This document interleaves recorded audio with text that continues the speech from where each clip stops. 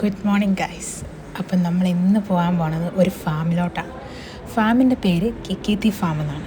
ഇത് ലൊക്കേറ്റ് ചെയ്യുന്നത് ടിബ്ലിസിയിലല്ല, ടിബ്ലിസിയുടെ പുറത്തായിട്ട് വരും. പക്ഷെ നമ്മൾ താമസിക്കുന്നത് ടിബ്ലിസിയിലാണ്. അപ്പോൾ അങ്ങോട്ട് പോകാനായിട്ട് കാർ വഴി ഒരു 25 കിലോമീറ്റർ ഹാഫ് ആൻ അവറിൽ എത്തും.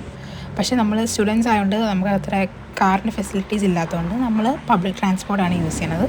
അത് നമ്മൾ ഫ്രീഡം സ്ക്വയർ അല്ലെങ്കിൽ ലിബർട്ടി സ്ക്വയർ എന്ന് പറഞ്ഞ സ്ഥലത്തുനിന്ന് നമ്മൾ 316 എന്ന് പറഞ്ഞ ബസ്സിൽ കയറണം. അതെല്ലാം 1.5 അവർ കൂടിയാണ് ഈ ബസ് വരുന്നത്. അവിടെ ചിലപ്പോൾ നിർത്തിയിടും, ചിലപ്പോൾ അവരെടുത്തുകൊണ്ട് പോകും. നമ്മൾ നോക്കി നിൽക്കണം ബസ്, അല്ലെങ്കിൽ അത് പോകും. 1.5 മണിക്കൂറിൽ തന്നെ നമ്മൾ സ്പോട്ടിൽ കിക്കീത്തി ഫാമിൻ്റെ ഒരു 100 മീറ്റർ അവേ ആയിട്ട് അവർ നിർത്തും. നമുക്ക് പോവാം. പിന്നെ നമുക്ക് ടാക്സി വഴിയും വേണേൽ പോവാം. നമ്മളിവിടെ ലിബർട്ടി സ്ക്വയറിൽ വന്ന് വെയിറ്റ് ചെയ്ത് കുറേ നേരം കഴിഞ്ഞപ്പോൾ അവിടെ ഇരുന്നു. ഞങ്ങൾക്കിങ്ങനെ ആപ്പിലൂടെ നോക്കാം ബസ് സമയം എപ്പോൾ വരും, എത്ര സ്റ്റോപ്പുണ്ട്. പിന്നെ അവിടെ ബോർഡും ഉണ്ട്.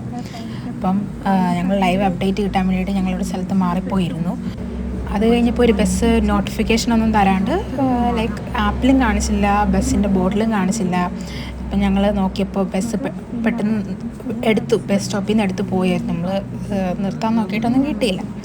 പിന്നെ ഞങ്ങളൊരു 1.5 അവർ മോർ വെയിറ്റ് ചെയ്യേണ്ടി വന്നു. ഞങ്ങൾ രാവിലെ 11:30 ആയപ്പം അവിടെ എത്തിയതാണ്, ലൊക്കേഷനിൽ ബസ് സ്റ്റോപ്പിൽ എത്തിയതാണ്. അവിടെ നിന്ന് വെയിറ്റ് ചെയ്ത് പിന്നെ ഞങ്ങൾ അടുത്തുള്ള കാരിഫോറിൽ പോയി സാധനങ്ങളൊക്കെ വാങ്ങിച്ചു. കാരണം അവിടെയുള്ള കഫേസും റെസ്റ്റോറൻറ്റും കുറച്ച് ഓവർ പ്രൈസ്ഡ് ആണ്. അപ്പോൾ സ്റ്റുഡൻസിന് അത്ര അഫോർഡബിൾ ആയിരിക്കില്ല. ഫാമിലിയായിട്ട് വരുമ്പോൾ കുഴപ്പമില്ലായിരിക്കും. അപ്പോൾ നമ്മൾ ഇവിടുന്ന് ഫുഡൊക്കെ മേടിച്ചുകൊണ്ട് പോയി. ഞങ്ങൾ കാരിഫോറിൽ പോയി സാധനങ്ങളൊക്കെ വാങ്ങിച്ച് വന്നെന്ന് പറഞ്ഞാൽ ഇപ്പോൾ ബസ്സൊന്നും വരത്തില്ല, ഇനിയും സമയമെടുക്കും. നമ്മൾ 11:30 വന്നിട്ട് ബസ് വരാൻ എത്ര സമയമെടുത്തു? 11:30, 12:30, 1:30, 3 മണിക്കൂർ എടുത്തിട്ടാണ് ബസ് വന്നത്. അത്രയും നേരം ഞങ്ങളവിടെ നിന്ന്. ഞങ്ങൾ പല ചിന്തകൾ വന്നു. ഇത് കഴിഞ്ഞിട്ട് നമുക്ക് വീട്ടിൽ പോവാം, എന്തിനാ ഇവിടെ നിൽക്കുന്നത്, പട്ടി ചത്തയ്ക്ക് പോയ പോലെ ആയല്ല എന്നൊക്കെ തോന്നി. പിന്നെ ഞങ്ങൾ അവിടെ നിന്ന്. എന്താണ് ഇവിടെ നിൽക്കുന്നത്? ബസ് വന്നില്ലേ? ബസ് അവിടെ പോയി. ഫസ്റ്റ് ബസ് എങ്ങനെ പോയി? ഫസ്റ്റ് ബസ് നിർത്തിയില്ല. ഞങ്ങൾ പോയി കഥകി തട്ടി, എന്നിട്ട് അയാൾ തുറന്നില്ല. ഇനി എത്ര സ്റ്റോപ്പുള്ള? 1.5 മണിക്കൂർ. അങ്ങനെ ഫൈനലി ഞങ്ങളുടെ ബസ് എത്തി ഗൈസ്. അങ്ങനെ ഞങ്ങൾ സീറ്റൊക്കെ കിട്ടാൻ വേണ്ടി ആദ്യം ഓടിക്കേറി ബാക്കിലോട്ട് അങ്ങോട്ട് ഇരുന്ന്. ഈ കിക്കീത്തി ഫാം ലൊക്കേറ്റ് ചെയ്യുന്നത് കുറച്ച് എലിവേറ്റഡ് ആയിട്ടുള്ള ഒരു പ്രദേശത്താണ്. Like from ground 1100 metre elevation ഉണ്ട് ഈ കിക്കീത്തി ഫാമിൻ്റെ ലൊക്കേഷന്. ഞങ്ങളപ്പോൾ ഞങ്ങളുടെ സ്പോട്ടിലെത്തി. അവിടെ എത്തിയപ്പോൾ എങ്ങോട്ട് നടക്കണമെന്നൊന്നും മനസ്സിലായില്ല. പിന്നെ അവിടെയുള്ള ഒരു ജോർജിക്കാരി ചേച്ചിയോട് ചോദിച്ചപ്പോൾ അവർ പറഞ്ഞു നേരെ നടന്നാൽ മതി. അങ്ങനെ ഞങ്ങളൊരു എത്തും പിടിയിലാണ് നേരെ നടക്കാൻ തുടങ്ങി.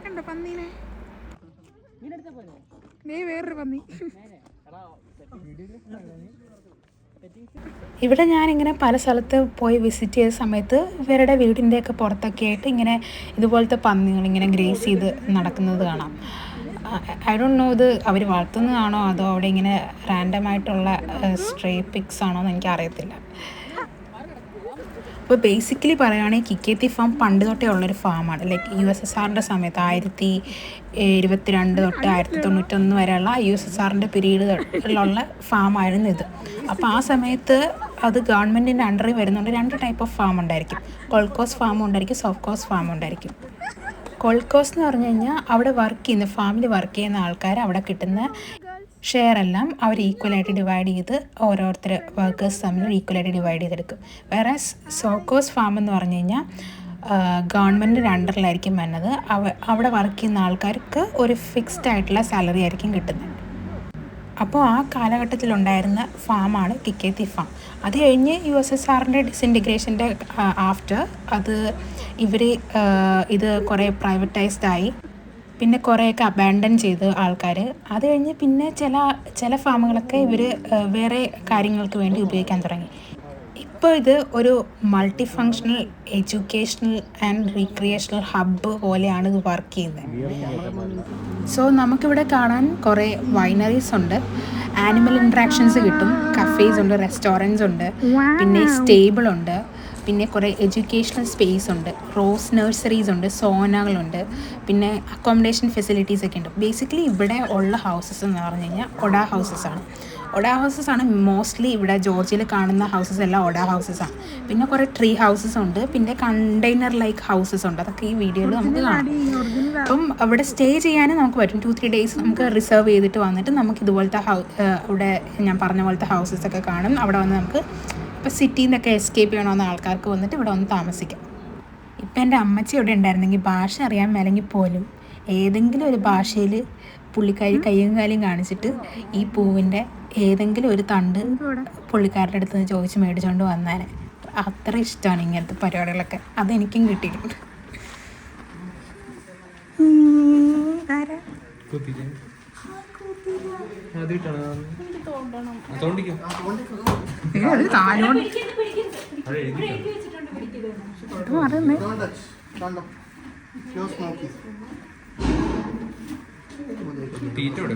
കാലിൽ പൊട്ടണ കണ്ട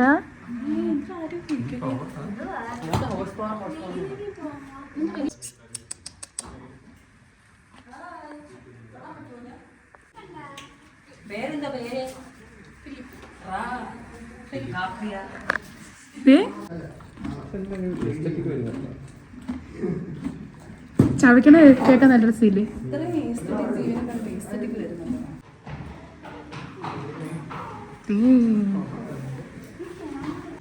എടി അലോഷി ഇതിന്റെ പൊക്കം കണ്ട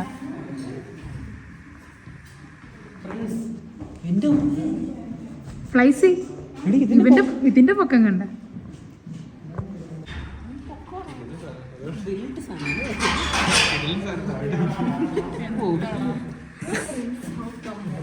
പിന്നെ നമുക്കിവിടെ ഹോഴ്സ് ബാക്ക് റൈഡിങ്ങിനും പോകാൻ പറ്റും. ഇപ്പം 5 വയസ്സ് അതിലും കൂടുതലായിട്ടുള്ള ആൾക്കാർക്കാണ് ഈ ഒരു ഫെസിലിറ്റി യൂസ് ചെയ്യാൻ പറ്റുന്നത്. നമുക്ക് പ്രത്യേകിച്ച് എക്സ്പീരിയൻസോ അങ്ങനെ ഒന്നും വേണമെന്നൊന്നുമില്ല. രാവിലെ 9 മണി തൊട്ട് വൈകുന്നേരം 6 മണി വരെ ഈ ഒരു ഫെസിലിറ്റി അവൈലബിൾ ആണ്. ആദ്യമേ ഒരു സാൻഡി സൈഡിൽ അഡിനൈറ്റായിട്ടാണെങ്കിൽ നമ്മളൊന്ന് നടത്തിക്കുക. അപ്പോൾ ഇത് നമ്മൾ യൂസ് ചെയ്യണമെങ്കിൽ 2 ഡേയ്സ് ബിഫോറായിട്ട് നമ്മൾ പ്രീ ബുക്ക് ചെയ്യണം. അവരുടെ ഒരു നമ്പറുണ്ട്, അതിൽ നമ്മൾ വിളിച്ച് പ്രീ ബുക്ക് ചെയ്യണം. നമുക്ക് ഷോർട്ട് റൈഡ്സും പോവാം, ലോങ്ങർ റൈഡ്സും പോവാം. അപ്പം ആദ്യമേ ഷോർട്ട് റൈഡ്സ് ഒരു ജനറൽ ഇൻട്രൊഡക്ഷൻ പോലെ കിഡ്സിനൊക്കെ യൂസ് ചെയ്യാൻ പറ്റുന്ന രീതിയിലായിരിക്കും. പിന്നെ ലോങ്ങർ റൈഡ്സ് എക്സ്പീരിയൻസ്ഡ് ആയിട്ടുള്ള ആൾക്കാർക്കൊക്കെ വേറെ ഫീൽഡൊക്കെ ഉണ്ട് ഫാമിൽ. അവിടെയും പിന്നെ സൈഡിലായിട്ട് ഫോറസ്റ്റ് ഒക്കെ ഉണ്ട്, അങ്ങോട്ടൊക്കെ പോയി അവർക്ക് റൈഡ് ചെയ്യാവുന്നതാണ്. ഈ ഫാമിൽ ഒരു 15ഓളം വെറൈറ്റി വരുന്ന ഹോഴ്സസ് ഉണ്ട്, ഇൻക്ലൂഡിങ് ഇൻ്റർനാഷണൽ ടൈപ്പും ഉണ്ട്, ലോക്കൽ ടൈപ്പും ഉണ്ട്, അറേബ്യനും ആംഗ്ലോ അറേബ്യനും. ഇവിടുത്തെ ഹോഴ്സസൊക്കെ എല്ലാം വെൽ ട്രെയിൻഡ് ആണ്, കാമാണ്, എല്ലാവർക്കും റൈഡ് ചെയ്യാൻ പറ്റുന്ന രീതിയിലുള്ള സേഫ് ഫെസിലിറ്റീസ് ഇവിടെ അറേഞ്ച് ചെയ്ത് തന്നിട്ടുണ്ട്. പിന്നെ ഹോഴ്സ് റൈഡിങ്ങിന് വരുമ്പോൾ ശ്രദ്ധിക്കേണ്ടത് നല്ല കംഫർട്ടബിൾ ഫിറ്റിങ്സ് ആയിരിക്കണം വേറെ ഇതിൽ ഉണ്ടാകേണ്ടത്.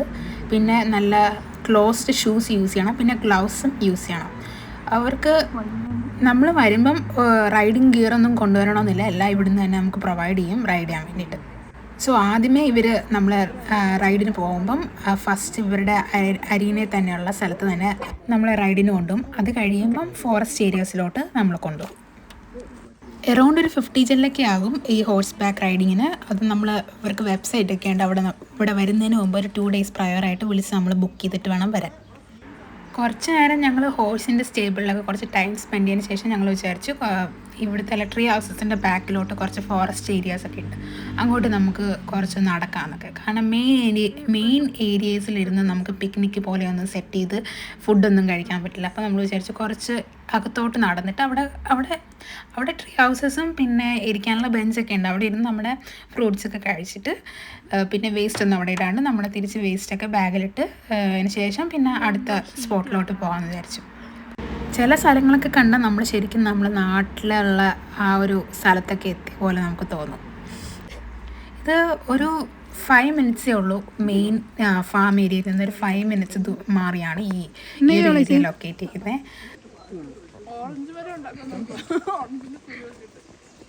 അപ്പോഴത്തേക്ക് ഫ്ലൈസി മോള് പറഞ്ഞ് അങ്ങോട്ട് ട്രെയിലൊന്നും ഇല്ല. അപ്പോൾ ഫ്ലൈസി മോള് പറഞ്ഞ് എന്താ അവിടെ ഉണ്ടെന്ന് നമുക്ക് നോക്കാം, അങ്ങോട്ട് നടന്ന് നോക്കാം, എന്തെങ്കിലുമൊക്കെ ഉണ്ടെങ്കിലോ എന്ന് വിചാരിച്ചിട്ട് ഞാൻ പറഞ്ഞു എന്നാൽ പിന്നെ പോവാം. അപ്പം നമ്മൾ അങ്ങോട്ട് നടക്കാമെന്ന് വിചാരിച്ച് കുറച്ചങ്ങോട്ട് നടന്നു. കൊള്ളാം കൊള്ളാം.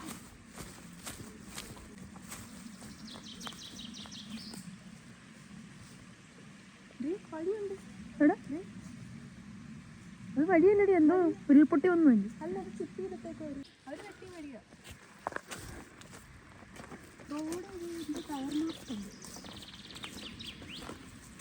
നോക്കാം അവിടെ അവിടുന്ന് ചെല്ലും.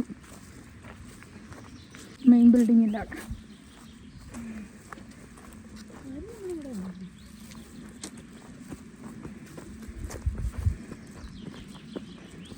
കുതിരച്ചാണകത്തിൻ്റെ മണം. കുതിര തന്നെയാണ്. കുളമ്പെന്നാണ് പറഞ്ഞത്. ഇനി കുളമ്പ് കാണിച്ചു കൊടുക്കട്ടെ. കുളമ്പ് വേറെ അല്ലേ?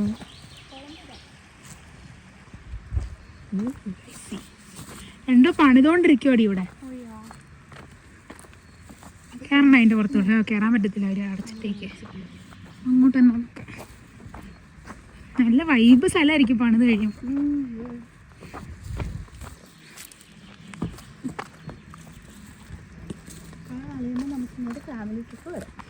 എനിക്ക് എൻ്റെ വീട് ഇങ്ങനെയൊക്കെ ഇരിക്കണം. ഇതുപോലത്തെ ഒരു ഫാം സെറ്റപ്പ്. നമുക്ക് വീട്ടിലേക്ക് വന്നിരുന്ന് വായിക്കാം. അതൊക്കെയാ ലക്ഷറി അല്ലേ? അത് കുറേ ആട്ടും തോപ്പൊക്കെ മേടിച്ചിട്ടുണ്ട്. ഇനി അങ്ങോട്ടടി, ഇനി വഴിയില്ല. അങ്ങോട്ട് ഹൈക്കേണ്ടവർക്കൊക്കെ ഇവിടെ വന്നിരുന്ന് കഴിക്കായിരുന്നു.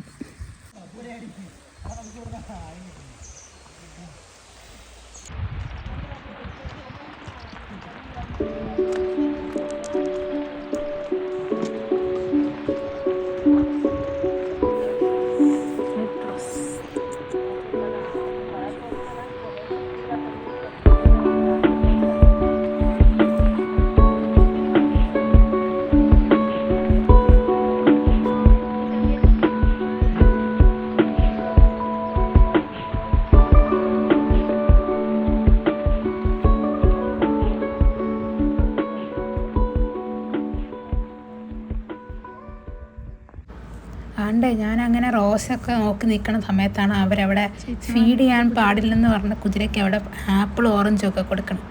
അപ്പം നമ്മൾ വെറുതെ വിടുമോ? അങ്ങോട്ട് നിന്ന് എങ്ങാനും നമുക്കൊരു ആപ്പിൾ കൊടുക്കാൻ പറ്റിയാലാ. അമ്മച്ചി പുല്ലൊക്കെ കൊടുത്ത് മയക്കാനൊക്കെ നോക്കുന്നുണ്ട്.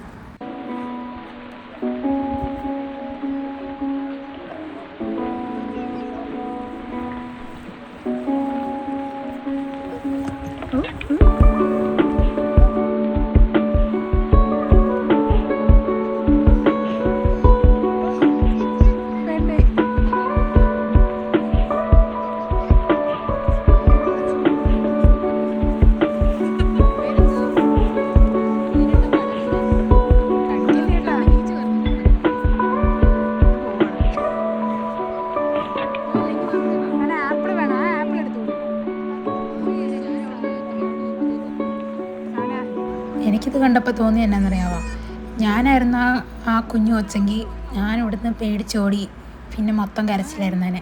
ഇവർക്കൊന്നും ഒരു പേടിയില്ലാണ്ട് അതിനെയൊക്കെ പോയി തൊടുന്ന്. എൻ്റെയൊക്കെ മനസ്സിൽ ഇപ്പോഴും നമ്മളങ്ങനെ ഫുഡ് നീട്ടി കൊടുക്കുമ്പോൾ അത് പിടിച്ച് കൈയിട്ട് കടിക്കുന്നതാണ്. ഇപ്പോഴും പേടിയാണ്. അതൊന്നും ഒരു പേടിയില്ലാണ്ട് പോയി കൈ നീട്ടി തലയകത്തിട്ട് അകത്തോട്ട് വരെ കയറി ചെല്ലാൻ ചെന്ന്. മേ ബി അത് നമ്മൾ വളർന്നു വന്നതിൻ്റെ ആയിരിക്കും. കുഞ്ഞിനെ നമ്മളെയൊക്കെ നമ്മുടെ നാട്ടിലൊക്കെ പിള്ളേരെ ചോറ് കൊടുക്കുന്നത് കോഴി പിടിച്ചോണ്ട് പോകും, അണ്ണാൻ പിടിച്ചോണ്ട് പോകും, അണ്ണാൻ തട്ടിക്കൊണ്ട് പോകും എന്നൊക്കെ പറഞ്ഞ് വളർത്തുന്നതുകൊണ്ടായിരിക്കും നമുക്ക് അവരോടൊക്കെ പേടി തോന്നണം. ഇവരൊക്കെ അങ്ങനെയല്ലായിരിക്കും വളർന്നത്. ഇവരുടെയൊക്കെ കൂടെ ലൈക്ക് എൻഗേജ്ഡ് ആയിട്ടായിരിക്കും വളർന്നു വന്ന് അവർക്കങ്ങനെ പേടിയൊന്നുമില്ല. കുരുട്ട് എടാ, ഇതിൻ്റെ ആരാടേ ഉള്ളത്? അയ്യോ,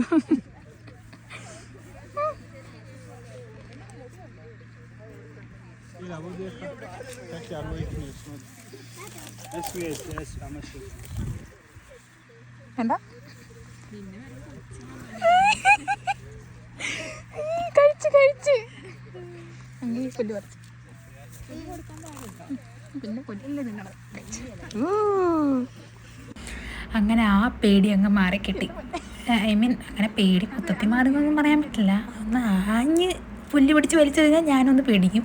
എന്നാൽ ആ ഫുഡ് കയ്യിൽ കൊടുത്തപ്പോൾ ഒരു ചെറിയൊരു വലിയൊരു സാറ്റിസ്ഫാക്ഷൻ. എനിക്കാണെങ്കിൽ അവിടെ നിന്ന് പോരാനേ തോന്നണില്ലായിരുന്നു. ഞാൻ അവിടെ നിന്ന് പുല്ല് പറിച്ചു കൊടുത്തോളാം എന്ന രീതിയിലായിരുന്നു. കുതിരയാണെങ്കിൽ അതിപ്പോൾ സുഖമായല്ല, ഞാനിനി താഴത്തുനിന്ന് പുല്ല് പറിച്ച് തിന്നണ്ട, ഇവരെല്ലാം പറിച്ചു തരുമല്ലോ, അത് നോക്കി തിന്നാൽ മതിയല്ലോ.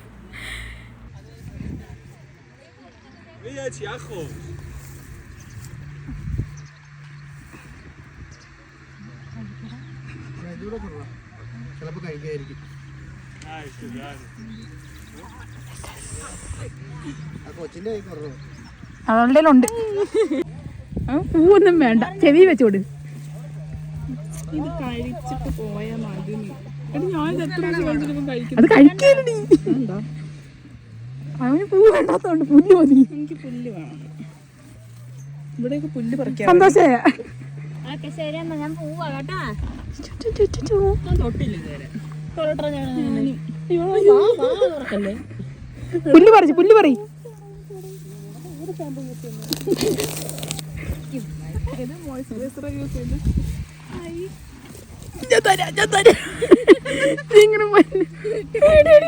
വലിച്ചു കടിക്കൂടി. ഇല്ല, കൈയിട്ടൊന്നും കടിക്കുകയില്ല. പൂ കാണിച്ചിട്ടൊന്നും കടിച്ചില്ല. അപ്പൊ അവനറിയാം കടിക്കേണ്ടത്. അച്ചടാ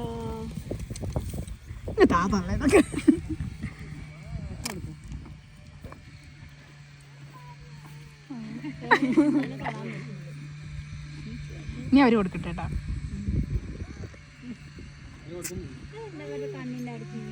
അത് അവർക്ക് കണ്ണ് തുടച്ചു കൊടുക്കാൻ ആരുമില്ല. അതുകൊണ്ട് കണ്ണ് തുടച്ചു കൊടുക്കാൻ ആരും ഇല്ലല്ലേ.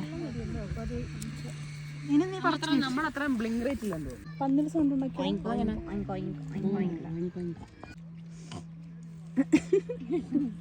ഇവിടെ പുറത്ത് പാലാ എന്തുവാ തീറ്റ കിട്ടേക്കുന്നത്? സോയ് മിൽക്ക്. ഞങ്ങൾ വീഗനാണ്.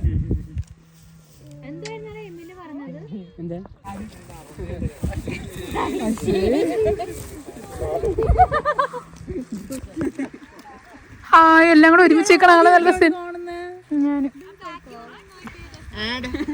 Come on.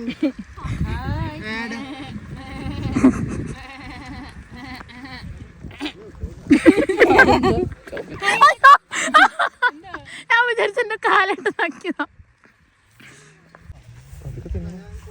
എനിക്ക് ഞാൻ കൊടുത്തോട്ടെ.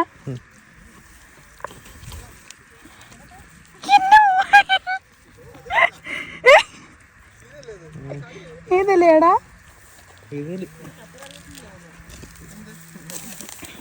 കൊടുത്തോ കൊടുത്തോ.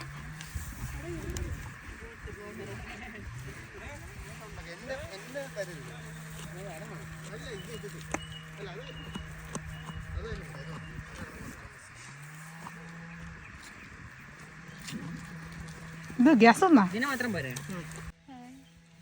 നല്ല മണം. എന്റെ കണ്ണി കൊണ്ടു എന്റെ അല്ല കഴിക്കോ? അവൻ തിന്നോട്ടെ. ഒരു മിനിറ്റ് തള്ളേ വായി. ചവിട്ടിക്കറ. ആ ചവിട്ടിക്കറ.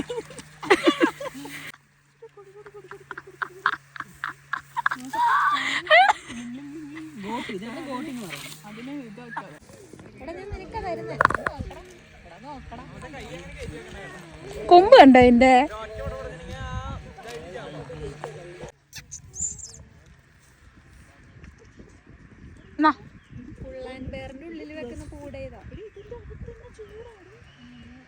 തൊട്ടോട്ടാ നിന്നെ ഞാൻ.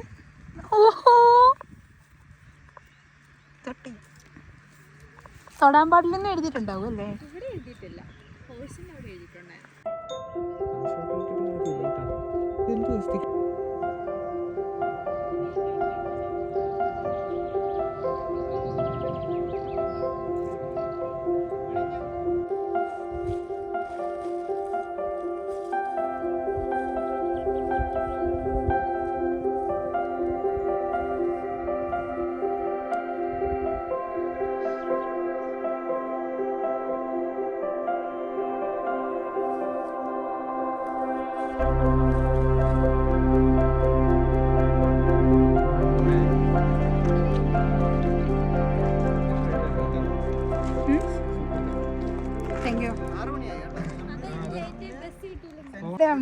ഹലോ ഗൈസ്, ഞങ്ങൾ ഹേഡേ കർഷക കുടുംബം ഒറിജിനൽ ഹേഡേ ഫാമിലെത്തിയിരിക്കുന്നു. എൻ്റെ വീട്ടിൽ ഇതുപോലെ വേണം. ഇതുപോലെ വേണോ? ലൈഫിൽ എനിക്ക് ഇങ്ങനെ ഒരു ചെറിയ ഗാർഡൻ സെറ്റ്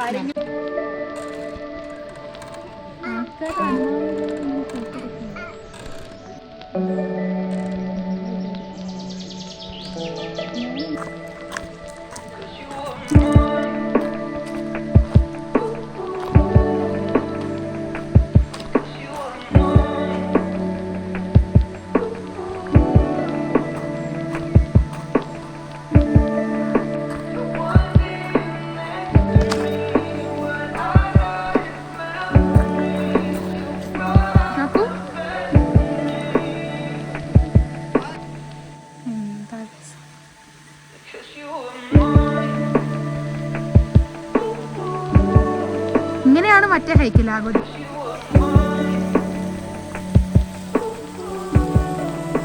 നാട്ടിലൊരു കുളം വൈബ്. ചാർലി, ഈ കിളി പറക്കണില്ല, ഇത് ഹൈക്ക് ചെയ്ത് കയറുക. കണ്ട കണ്ട നടന്നു പോണത്.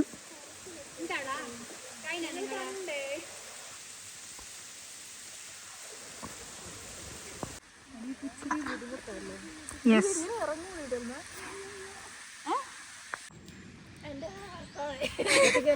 ഞാൻ പിടിച്ചോണ്ടിരിക്കണം.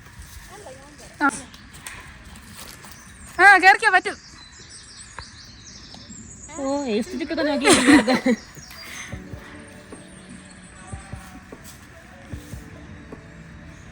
റൂട്ടേ പിടിച്ചോ, താഴെ മരത്തിന്റെ അതിനെ പിടിച്ച് കയറിക്കോ. ഭഗവാനെ പ്ലേസ് പെട്ടെന്ന് കേറി വാ. ഗർഭിണിയാണോ? ആ ഗർഭിണിയാ. അയ്യോ നമ്മുടെ എത്താറായടാ. ഇടിച്ച് കേറടി പട്ടിക്ക്. പെട്ടെന്ന് കേറി വാ. പെട്ടെന്ന് കേറി വാ. അങ്ങോട്ട് നോക്കിയാ പുറകോട്ട് നോക്കുന്ന ഒന്ന് നിന്ന് കേട്ടാ. കൊറേ പശു ഉണ്ട് കേട്ടോ അവിടെ. എനിക്ക് ടെൻഷനായി പോയിട്ടാ ഇങ്ങോട്ട് നടന്നു വന്നപ്പോ.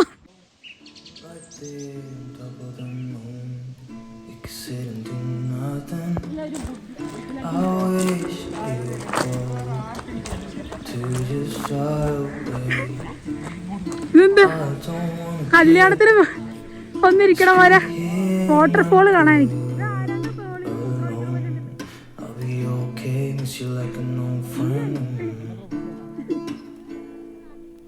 Too scared now, thinking I should call up on her.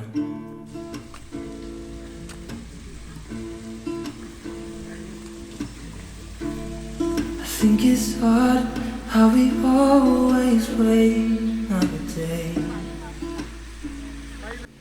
How we watch things that kids walk away.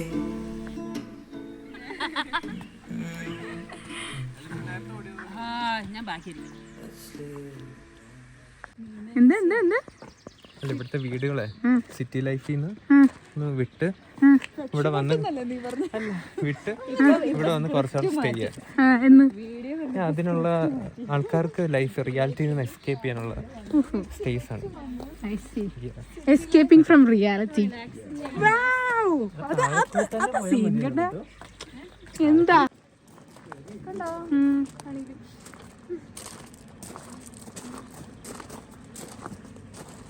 ഊതുമ്പോ ഒറ്റ ഊതണം, അപ്പൊ എല്ലാം പോണം. അങ്ങനെയാണ് നീ വിഷ് ചെയ്ത കാര്യം നടക്കും. അതെ, വിഷ് ചെയ്തിട്ട് വിളിക്കും.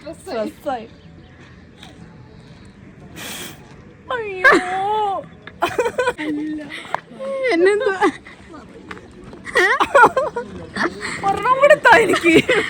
കുറച്ച് പെട്ടെന്ന് സെറ്റാക്കിക്കോ, എല്ലാം മുടിഞ്ഞു പോകും.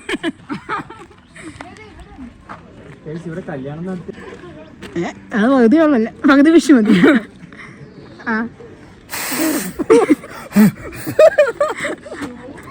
പോയി ഇതൊക്കെ ഓൾറെഡി പറഞ്ഞിരുന്നു. ഇനി വിഷ് എന്താന്ന് പറയണം, എന്നാലേ അപ്പലാവും.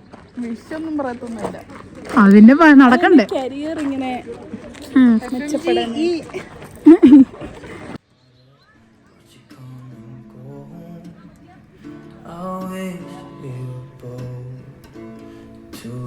Sail away. I just don't wanna care. Can you be here and I'm good? I'll be okay with you like a new friend. Yeah, now thinking I should call